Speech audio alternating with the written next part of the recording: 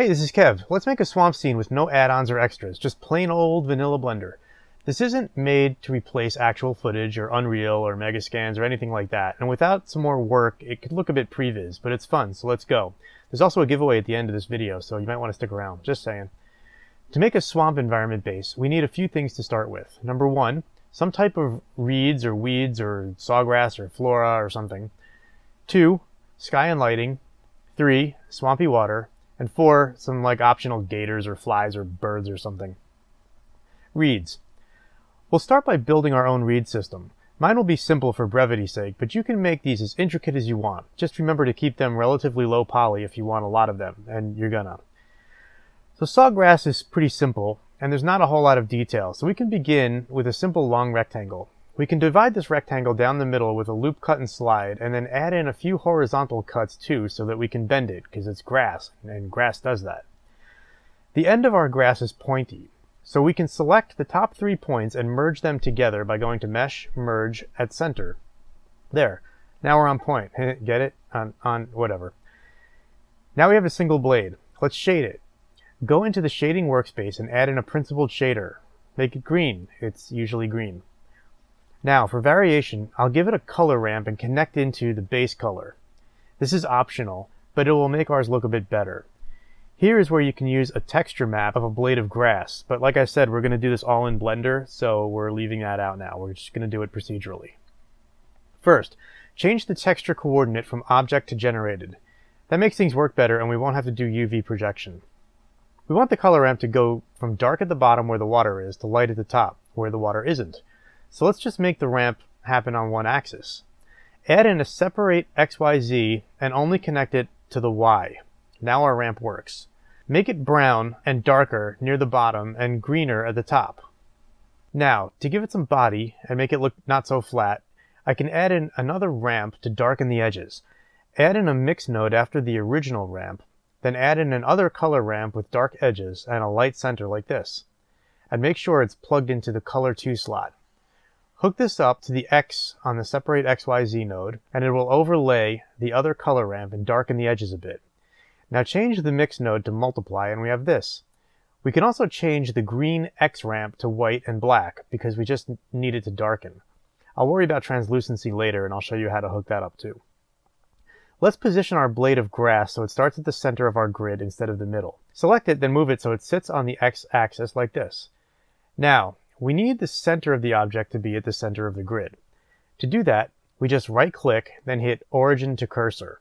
Now the object pivot and origin are at the base of the blade of grass. Yay! Now rotate it up and you have one standing blade of grass. Now it's just a matter of duplicating it and moving the points around to create variation. The more time you spend here, the better it's going to look. I'm not spending too much time here, so yours is probably going to look better.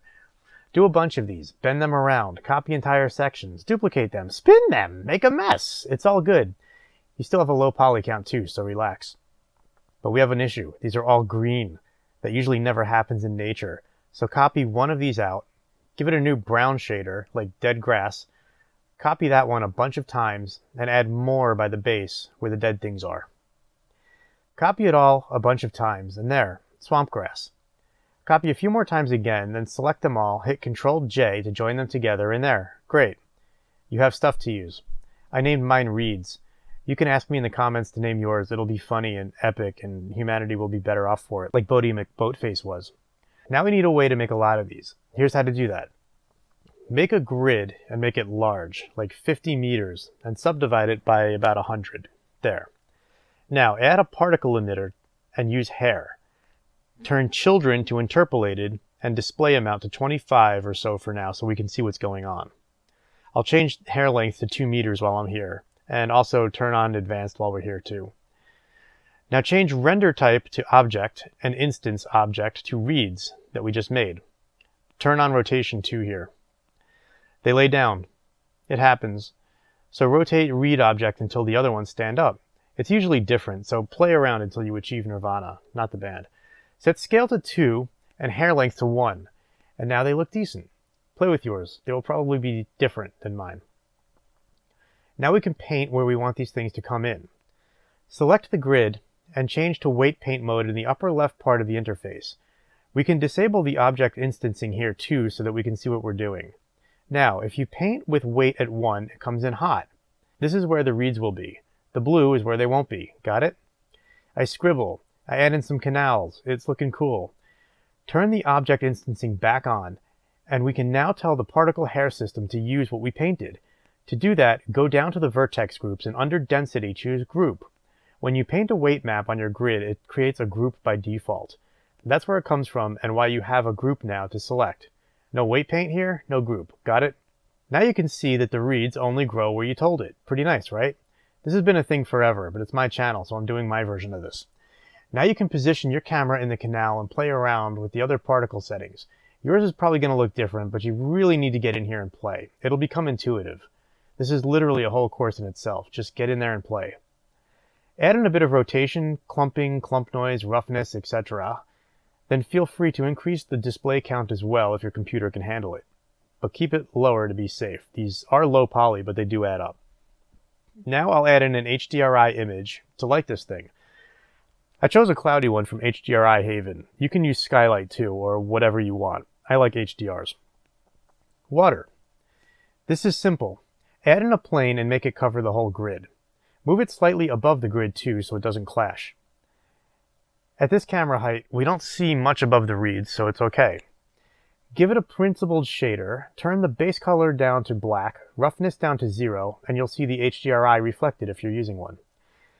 Go to EV render settings, turn on ambient occlusion, screen space reflections, turn off half-res trace, turn on motion blur, and bloom if you want, and there you go. Now, let's make the water look a bit better. Sometimes it's glass smooth, but we'll make ours a bit choppy and broken up with some swamp algae. Connect the chain to roughness. This happens with Control-T if you have Node Wrangler enabled in Addons. Add in a Musgrave texture and a color ramp after that. Now you have areas of the water that are reflective, and others less so, like algae. Play with the Musgrave texture and the coloring ramp until it looks right. Now, duplicate the color ramp and hook it up to base color, coming from the same place as the other one, and make it green. Now the green algae shows up where it's not shiny. Get it? Here we can now go back out to the reed shader and add in translucency for those of you who stuck around. Call yourselves winners, because you are. Translucency lets light through, like real grass. We can get this effect by adding in a mix shader node after the principled shader. Then we plug a translucent shader into the bottom slot of the mix shader. The factor is set to half and half, but we really want the translucency to happen in the green areas more so than the others. Let's add a color ramp and hook it into the Y of the separate XYZ node. Now, take the out of the color ramp and plug it into the factor of the mix shader, like this. Now set the ramp shader to get something you like. This takes some playing around with, but keep it black and white, unless you find green works for you too. Render it out. Not bad. We can now throw in a Musgrave texture to the bump channel of the water as well and give it some more chop too if we want. It's up to you. If you want to animate, use 4D and set some keyframes, and the chop will move a bit.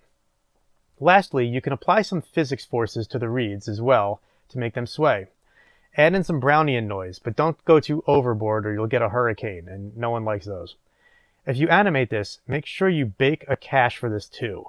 Go to Cache on the Particles tab and set your keyframe amount, then hit Bake. It goes pretty fast. So you can also animate the camera too. I did mine on a path. You can look at this video I have linked up there if you want to know how to animate a camera on a path. And I just ended up doing the path and then painting out the areas where I don't want the reeds to be, where the camera goes, and I got this look. So if you want this file, I have it up on Patreon. The link is below. If you want just the grass, I made it available on Gumroad for you too. The link is also in the description. That's your giveaway if you want it. No pressure. I'm on Instagram, so if you make something using this, hit me up on there or on Twitter. Everything is in the description. Take it easy, and see you later, alligators.